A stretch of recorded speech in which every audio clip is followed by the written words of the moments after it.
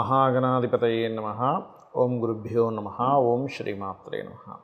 అరుణాం కరుణాతరంగితాక్షీం ధృతపాశాంకుశపుష్పబాణచాపాం అనిమాదిభిరావృతాం మయూకైః అహమిత్యేవ విభావయే భవానీం. శ్రీమాత్రే నమః.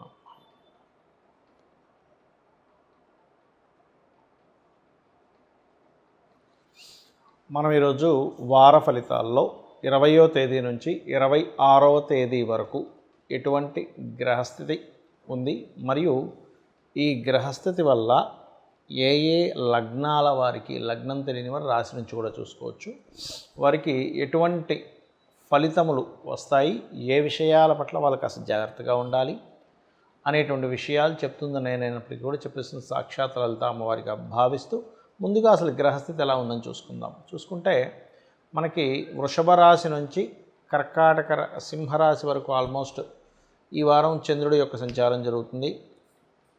కర్కాటకంలో మనకి రవి మరియు బుధులు ఉన్నారు. సింహంలో కుజుడు కేతువు, కుంభరాశిలో రాహువు, మీనంలో శని, అదేవిధంగా ఇప్పుడు కాస్త శని వక్రించి కూడా ఉన్నాడు మనకి. దీంతోపాటు శుక్రుడు, వృషభంలో ఉన్న శుక్రుడు 26వ తేదీకి మిథునంలోకి వెళ్ళిపోతాడు. మిథున రాశిలో గురువు ఉన్నాడు. సో ఈ యొక్క గ్రహస్థితిని అనుసరించి ఎవరెవరికి ఎలా ఉంటుందనే విషయం మనం ఇప్పుడు తెలుసుకుందాం. వృషభ లగ్నము, వృషభ రాశి. మీకు ప్రజెంట్ శుక్రుడు లగ్నంలో ఉన్నాడు. దీనివల్ల కొంతవరకు రుణాలు లభిస్తాయి. కాకపోతే కొంత ఫ్రీగా అమ్మయ్య కొంతవరకు క్లియర్గా ఉన్నామనే ఫీలింగ్ కలుగుతుంది.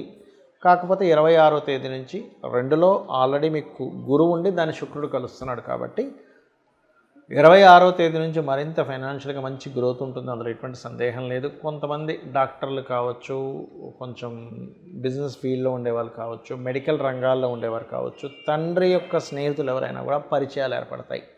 కాకపోతే మీరు మీ తండ్రి గారి ఆస్తికి సంబంధించిన విషయంలో, మీరు ఏదైనా కోర్సెస్ చేసేటువంటి విషయంలో, మీరు ఏదైనా ప్రాపర్టీ కొనుగోలు చేసేటువంటి అంశాల్లో 1కి 4 సార్లు చూసి కొనుగోలు చేయండి. అలాగే క్రియేటివ్ ఫీల్డ్లో ఉండేటువంటి వారికి కొత్త అవకాశాలు వస్తాయి. మరియు ఇక్కడ మరొక విషయం ఏంటంటే, ఈ వారం ప్రధానంగా మీకు ఫైనాన్స్ సంబంధించిన విషయాలు కానీ, ప్రయాణాలు కానీ కాస్త ఎక్కువగా చూపిస్తున్నాయి.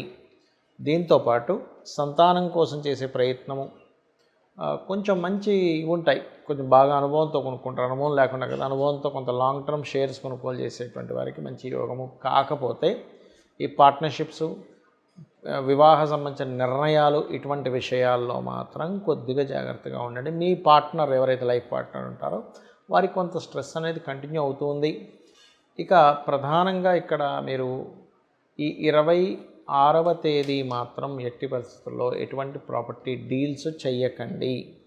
ఇక మీరు ఈ దశమ స్థానంలో ఎప్పుడైతే రాహు ఉన్నాడో ఇది కొంతవరకు విదేశీ ఉద్యోగ యోగము మరియు వ్యాపారం ఒక్కటే కాకుండా ఉద్యోగం కూడా చేయాలనే ఆలోచన ఇస్తూ ఉంటుంది. అయితే మీరు నిత్యము చేయవలసిన దేవతారాధన ఏమిటి అని చెప్పి చూసుకున్నట్లయితే రవి మరియు కుజకేతు గ్రహాల దగ్గర దీపారాధన చేయండి. విష్ణు సహస్రనామాలను, సూర్య భగవాను చూస్తూ విష్ణు సహస్రనామాలు చేయండి. అన్ని విధాల మీకు బాగుంటుంది. ఇంట్లో వీలైతే ఒక చిన్న గణపతిది కానీ, సుబ్రహ్మణ్యేశ్వర స్వామిది కానీ హోమం చేయించుకోండి. చాలామంది నన్ను అడుగుతున్నటువంటి ప్రశ్న ఏమిటంటే, పర్సనల్ చార్ట్ చూపించుకున్నప్పుడు వాటి వల్ల కలిగేటువంటి ఉపయోగాలు ఏమిటని చాలామంది నాకు మెసేజ్లు కానీ అడుగుతూ ఉన్నారు. నేను మీకు కొన్ని చెప్తాను ఇప్పుడు. ఫస్ట్ ఆఫ్ ఆల్ ఏంటంటే, మనం చూడండి, అన్నిటికంటే ముఖ్యమైనటువంటివి ఏమిటి మన జీవితంలో అంటే, అన్నిటికంటే ముఖ్యమైనది ఆరోగ్యం. ఆరోగ్యమే మహాభాగ్యం అంటారు, తెలుసు కదా. సో మీ జన్మజాతకంలో కనుక ఆరోగ్యాన్ని ఇచ్చే గ్రహం ఏది, ఆరోగ్యాన్ని తగ్గించే గ్రహం ఏది అనేటువంటిది ఉంటుంది. ఆరోగ్యాన్ని తగ్గించే గ్రహాలు ఎవరు అంటే, సర్వసాధారణంగా శాటర్న్ రోగం వస్తూ ఉంటుంది, లేదా 6th lord, 5th lord, 4th lord ఇలా తీసుకుంటాం. అంటే 4వ అధిపతి 6వ అధిపతి కలయిక ఆరోగ్యాన్ని తగ్గిస్తుంది, గుర్తుపెట్టుకోండి. అప్పుడు ఆ గ్రహాలు ఎవరయ్యారు, ఆ గ్రహాలు ఎవరికి పోర్ట్ఫోలియో అందించిందో చూసి వాటికి సంబంధించిన దానం గనకిస్తే, శాస్త్రాల్లో మనకి పూర్వజన్మ కృతం పాపం వ్యాధి రూపేణ పీడితం వ్యాధి రూపేణ వర్ధతే అని చెప్తూ ఉంటారు. అంటే పూర్వజన్మలో చేసిన కర్మ పాపం ఏదైతుందో వ్యాధి రూపంలో వచ్చి తీరుతుంది ఖచ్చితంగా, అందులో ఎటువంటి సందేహం లేదు. ఎందుకంటే మీరు దేని నుంచైనా తప్పించుకోగలరు కానీ వ్యాధి నుంచి తప్పించుకోలేరు. వాడి లోపల ఉంటుంది వ్యాధి. అప్పు అనుకోండి, అప్పులు వాడికి ఏదో చెప్పి ఒక నెల రోజుల తర్వాత ఇస్తానో 6 నెలల తర్వాత ఇస్తానో చెప్పి మొత్తం మీద ఒక 6 నెలలు తీసుకోవచ్చు. కానీ వ్యాధి అలా చెప్తే కుదరదు. మరి దాన్ని ఎలా తప్పించుకోవాలంటే పంచమాన్ని యాక్టివ్ చేయాలి. అంటే సూర్య నమస్కారాలు చేయడము. మీకు పంచమ స్థానాధిపతి ఎవరు, పంచమాన్ని యాక్టివ్ చేసే ప్లానెట్ ఏంటి, ఒక్కొక్క లగ్నానికి మారిపోతూ ఉంటాడండి. అలా చూసుకుంటూ ఉండాలి. లగ్నానికి మారిపోతూ ఉంటుంది, గ్రహస్థితి బట్టి మారిపోతుంది. దీనివల్ల ఏమిటంటే మీరు రుణము, రోగము, శత్రుత్వాల నుంచి బయటపడడానికి ఒక రూట్ దొరుకుతుంది. ఇక రెండవది, మనం ఎంత చదువుకున్నా, ఎన్ని వ్యాపారాలు చేసినా, ఏం చేసినా ఫైనల్గా ఏమిటి, మనం హ్యాపీగా ఉండాలి. ఆ హ్యాపీనెస్ అనేటువంటిది మన చుట్టూ ఉండేవాళ్ళు బాగుండడం ఒకటి, రెండవది పర్టికులర్గా మనం అనుకున్నంత ధనాన్ని మనం సంపాదించగలిగితే సుఖంగా ఉంటాం. హ్యాపీనెస్ కాదు, సుఖాన్ని పొందుతాం. ఎలాగా? కంఫర్ట్స్ వల్ల. కంఫర్ట్స్ని ఇచ్చే ధనం అయితే మన చుట్టూ ఉండే వాళ్ళ యొక్క రిలేషన్స్ కానీ ఇవన్నీ రిలేషన్స్, మన మానసిక స్థితి ఇవన్నీ హ్యాపీనెస్ని ఇస్తాయి. అయితే ఇక్కడ ధనాన్ని ఇచ్చే ప్లానెటస్లు ఎవరు అని తెలుసుకోకపోవడం వల్ల అన్ని అర్థాలు పెరుగుతాయి. అంటే అలాగా మనకి జన్మజాతకంలో ఉదాహరణకి మనకి ఫలానా ఫీల్డ్ మీద ధనయోగం ఉంది. అప్పుడు ఆ ఫీల్డ్కి సంబంధించినవి చిన్నప్పటి నుంచి చదువుకోవడము, ఆ ఫీల్డ్కి సంబంధించిన విద్యలు నేర్చుకోవడము, ఆ పర్టికులర్ ఫీల్డ్లోకి వెళ్ళడమే మీకు యోగాన్ని ఇస్తుంది. అయితే మళ్ళీ కొన్నిసార్లు గోచారంలో అంటే పర్టికులర్గా మార్కెట్లో ఉండే స్థితిని బట్టి మనం చేసే వ్యాపారాలు కొంతవరకు మీకు యోగం ఉంటే కొంత డబ్బులు వస్తాయి, కాదని కాదు. అంటే ఎలా అంటే ఉదాహరణకి మీ జన్మజాతకంలో అసలు ఏమీ తెలియదు, కానీ మన కోవిడ్ వచ్చింది 2019-20 వచ్చినప్పుడు ఆ సమయంలో మాస్కులు అమ్మిన ప్రతి ఒక్కరు బాగుపడ్డారు. అయితే అందులో ఎవరు కోట్లు సంపాదించారు, ఎవరు వందలు సంపాదించారంటే ఇట్స్ డిపెండ్ ఆన్ వాళ్ళ పర్సనల్ చార్ట్. అలాగే మీ పర్టికులర్ చార్ట్లో మీకు ఉండేటువంటి సిచ్యువేషన్స్తో సంబంధం లేకుండా అసలు ఎవరిస్తున్నారు, రవిస్తున్నాడా మెడికల్ రిలేటెడ్, చంద్రుడిస్తున్నాడా ఫుడ్ రిలేటెడ్, కుజుడిస్తున్నాడా భూములు లేకపోతే మెషినరీ రిలేటెడ్, బుధుడిస్తున్నాడా మార్కెటింగ్ రిలేటెడ్ లేదా వ్యాపారాలు, అలాగే గురువు ఇస్తున్నాడా టీచింగ్స్, ట్రైనింగ్స్, కన్సల్టెన్సీస్, శుక్రుడిస్తున్నాడా మీకు పర్టికులర్గా ఈ క్రియేటివ్ రిలేటెడ్, ఫ్యాషన్ రిలేటెడ్, అందానికి సంబంధించింది ఇట్లాంటివన్నీ, సాటర్న్ ఇస్తున్నాడా ఏదైనా జాబ్ చేసుకోవడము, లేనట్లయితే consultancy, job consultancies, oil iron business, రాహుకేతులు ఇస్తున్నారా pharma related, software related, magical related, Ketu is magical planet. అంటే ఎవరిస్తున్నారో తెలుసుకోవాలి ఎప్పుడు కూడా. ఎందుకంటే మనకి ఎవరిస్తున్నారో తెలుసుకోకుండా ఇంకొక రూట్లోకి వెళ్ళడం వల్ల ధనము, శ్రమ, సమయము మూడింటిని కోల్పోతాం. ఈ మూడింటిని సేవ్ చేసేది ఆస్ట్రాలజీ, గుర్తుపెట్టుకోండి. రైట్.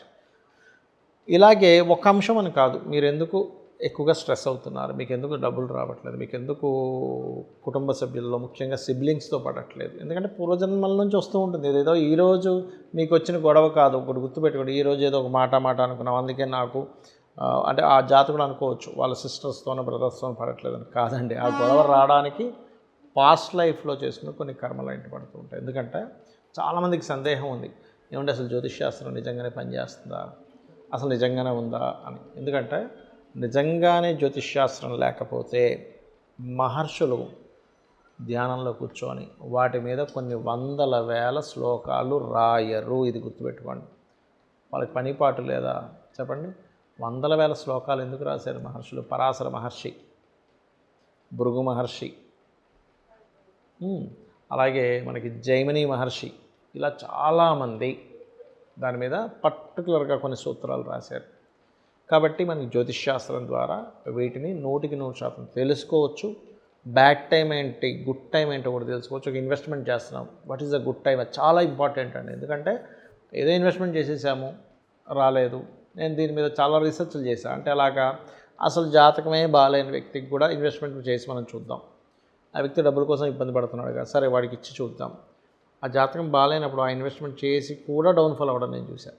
అంటే ఏంటి, వాళ్ళకి బాగాలేనప్పుడు మనం ఎంత సపోర్ట్ చేద్దామన్నా కొంతవరకే వాళ్ళకి సపోర్ట్ అవుతుంది, కానీ వాళ్ళ జాతకం ఈజ్ మోస్ట్ ఇంపార్టెంట్. అలాంటప్పుడు వాళ్ళు రెమెడీ చేసుకుంటే కానీ ముందుకు వెళ్ళలేకపోతున్నారని నాకు అర్థమైంది.